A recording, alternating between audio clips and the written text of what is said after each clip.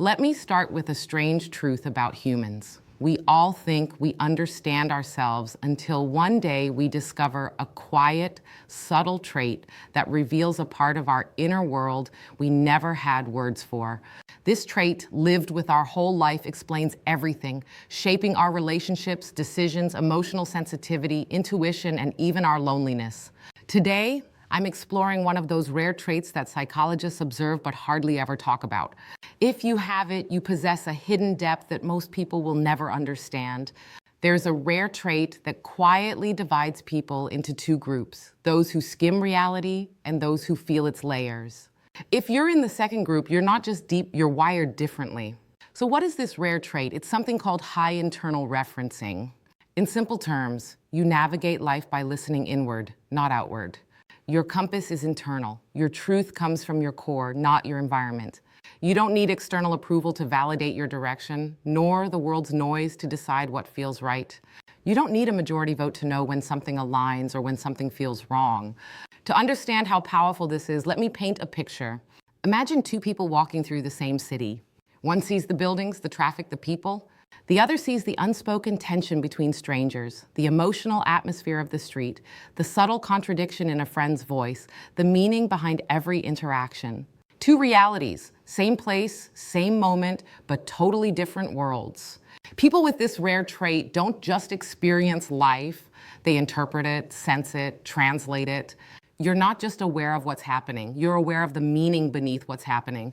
This is the trait seen in INFJs, intuitives, deep thinkers, empaths, and emotionally perceptive individuals. But even within those groups, this trait is uncommon. It's the kind of depth that doesn't announce itself. It reveals itself quietly. Think back to a moment when you sensed something long before it happened.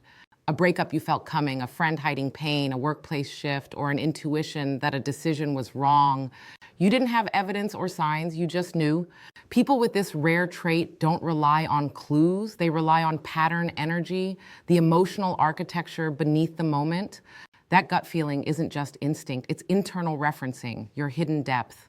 This trait explains why you're often right in ways you cannot explain, and why you feel misunderstood by people who think in straight lines.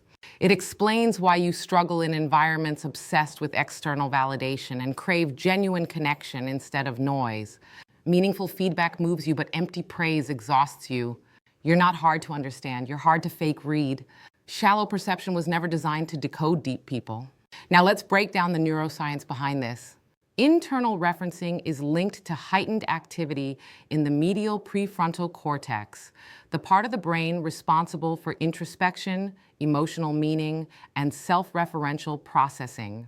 People with this trait have an internal circuit that processes experiences by asking, does this align with my values? Do the emotions match the words? What's the deeper pattern here? Does this resonate with my intuition? Meanwhile, most people process experiences externally. Do others approve of this? Is this socially correct? Does this match what everyone else is doing? You operate fundamentally differently. That's why you notice inconsistencies fast. That's why manipulation doesn't work on you the way it works on others.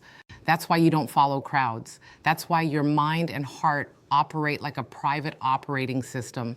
This inner compass is also why people sometimes project onto you, because you're not easily influenced.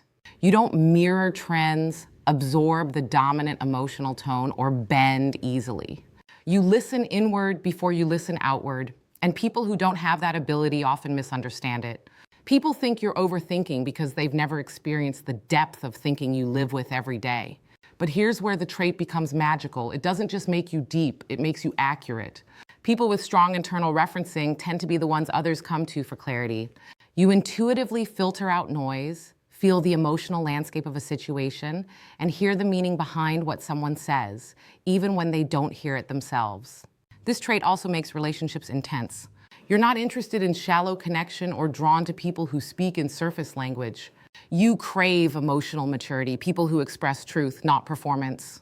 You crave the rare moments when someone else speaks with the same depth you live with internally.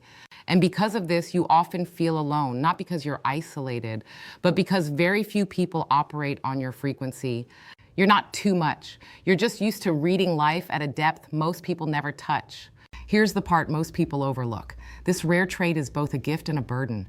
It gives you intuition, emotional insight, creativity, purpose, and psychological depth. But it also gives you a heavy sense of responsibility. You feel the weight of other people's emotions, sense their pain before they express it, and carry unspoken truths. You feel the atmosphere of a room like weather. This is why you're exhausted after social interactions, prefer deep one-on-one conversations over groups, and need time alone to recalibrate. The world is loud, but your internal world is louder. The blueprint: how to embrace this trait without burning out. 1. Trust your inner compass. Your intuition is not an accessory, it's a guidance system. 2. Don't over-explain your depth. People who cannot understand you emotionally won't understand you logically. 3. Curate your environments. Your nervous system needs emotional alignment, not chaos. 4. Find resonance, not crowds. Your people are few, but they are real. 5. Protect your energy. Depth requires solitude. 6. Express your internal world through writing, creativity, introspection, or meaningful conversation. If you've always sensed life at a deeper level, it's not because you're different. It's because you're aware. You have a mind that listens to the emotional truth beneath the noise, a heart that understands before anyone else does, a depth that refuses to flatten itself to fit into shallow spaces.